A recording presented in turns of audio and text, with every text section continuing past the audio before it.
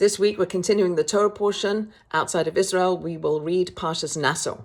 In it, we read about the priestly blessing, a 3-stanza blessing that the Jewish people, the tribe of Aaron, are to bless the Jewish people with, that God should bless us with material and spiritual abundance, that God should bless us with peace. There are 60 words in the priestly blessing that are delineated in this week's Torah portion. This is a blessing that is said every day in Israel by the Kohen, by the priestly, the descendants of Aaron.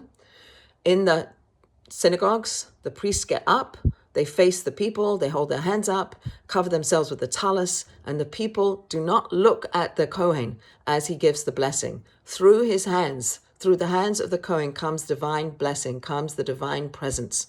So it's so holy that we are enjoined not to look at it. And even the Kohen, the priest himself, is not supposed to look at his hands, because through his hands comes the divine blessing.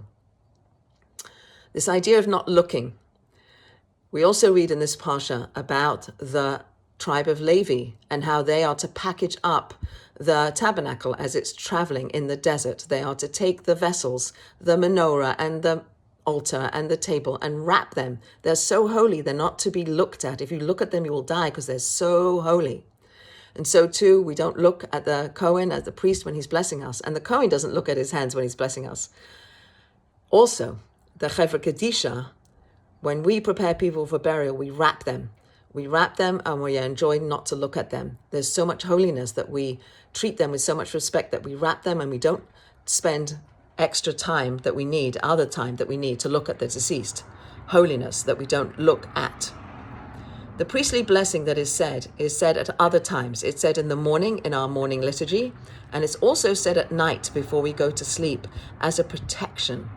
And it's also said by the Chevra Kedisha that we say this blessing and we couple it with a verse from Shir HaShirim, from the Song of Songs, which speaks about the 60 warriors that surround the bed of King Solomon. They are warriors with swords on their thighs, ready to fight the evil forces that might surround us.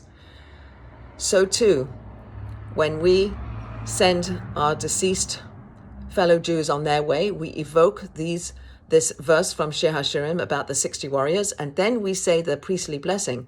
And the priestly blessing itself has 60 words. So the 60 warriors are perhaps also the 60 words of blessing that we evoke when we send our beloved sisters on their journey into the next world.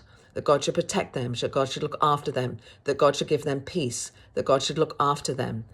And just like the 60 warriors, we are assured that God will look after us in our lives and in our deaths.